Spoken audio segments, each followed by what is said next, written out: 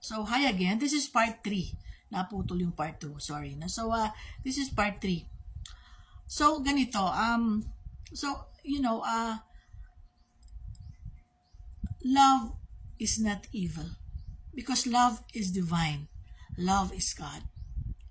So, para dun sa mga married o yung mga may relationships na ngayon, tapos sabihin nyo, baka twin flame ko to, hindi. Ano ba to? Baka ganito, ganito. No! No!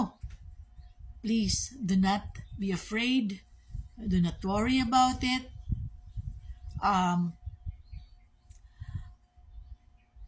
Sabihin na lang natin na our dearest Lord Yeshua and Mary Magdalene are the beautiful divine examples. They're the beautiful divine example of marriage here in our world. You see? Of marriage, of a relationship with your partner. Masculine and feminine man kayo, both masculine, both feminine, LGBT.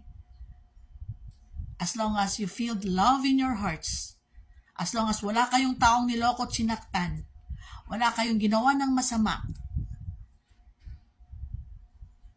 and you feel love in your hearts, Yeshua said, that is divine. That is not evil. Because love is divine. Love is of God. You see? Just like Pope Francis, the late Pope Francis, really, I miss him. Because he's really, he's really one of Yeshua's sons that Yeshua loves. Because he's authentic. He has been authentic all throughout. Our dearest Lord Yeshua said, the late Pope Francis said even about the LGBT community that he wants them to be legit because they're also human beings and we're all children of God. And you know that is true. Totoo yan. That is really true. And our dear Lord Yeshua said that to me.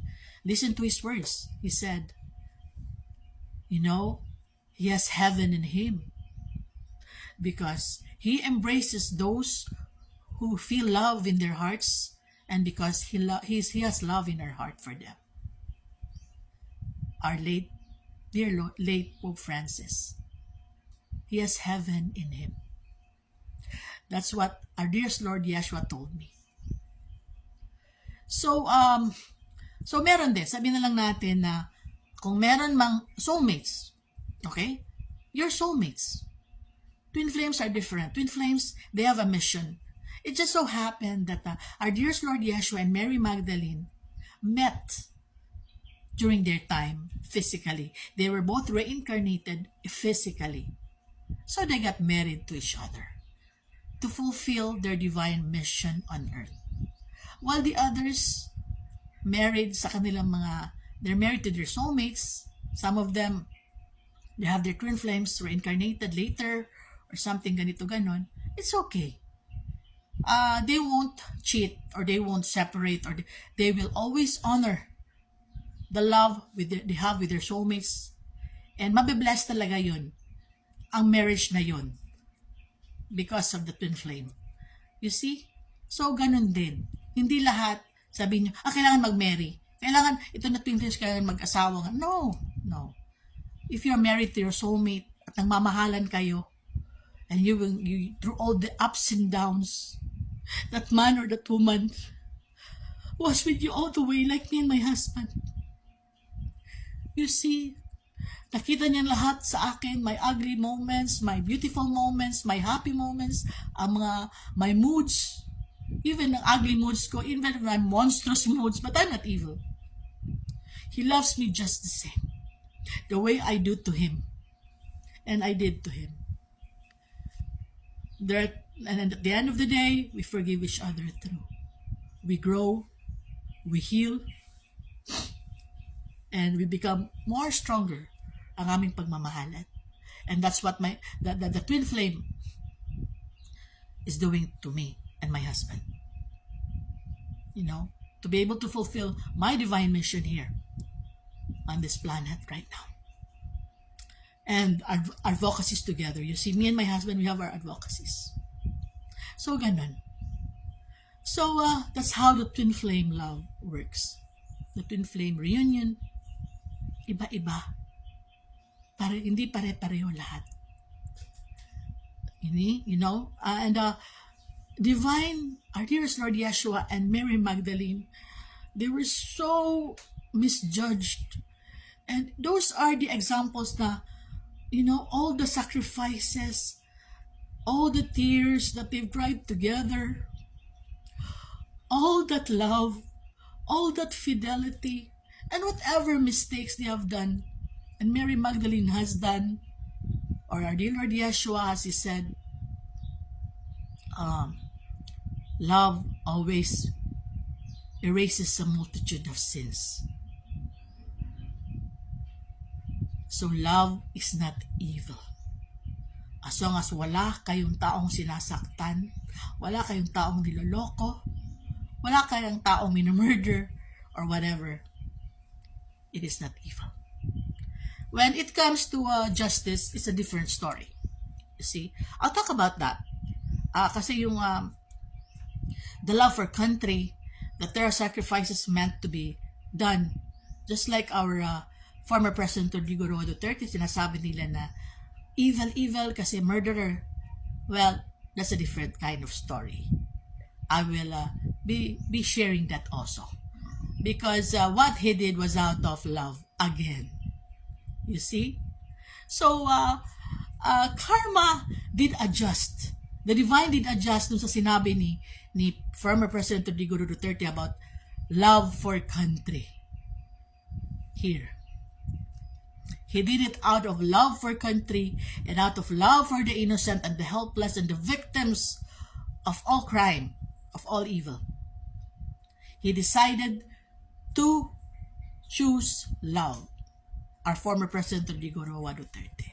So it's a different story, but still that love. You see? That love that he has in his heart. So, our dearest Lord Yeshua, we will be sharing about that soon. The love that our former President Rodrigo Roa Duterte had for our country. The sacrifices he made. You see?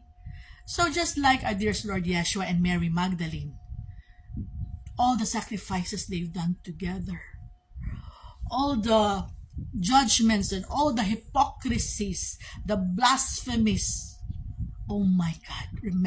Imagine all those pain nilang dalawa. They shared it together.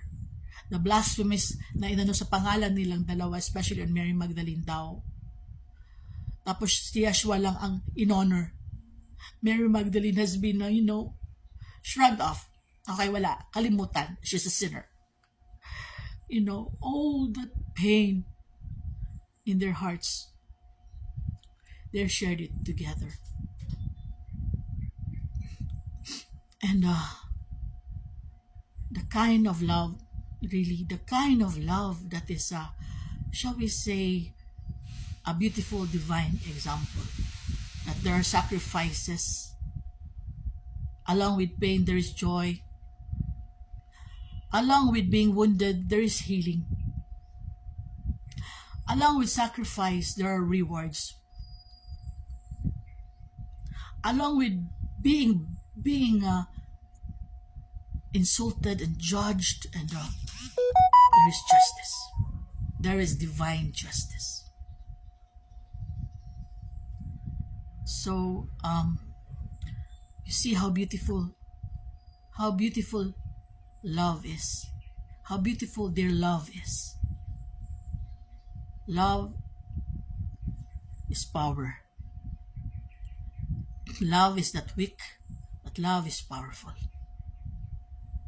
Above everything else. At saka ang love is high frequency. You see? It is high frequency. So, okay, next. There will be tapusin ko na lang to. So, okay, next, ano naman.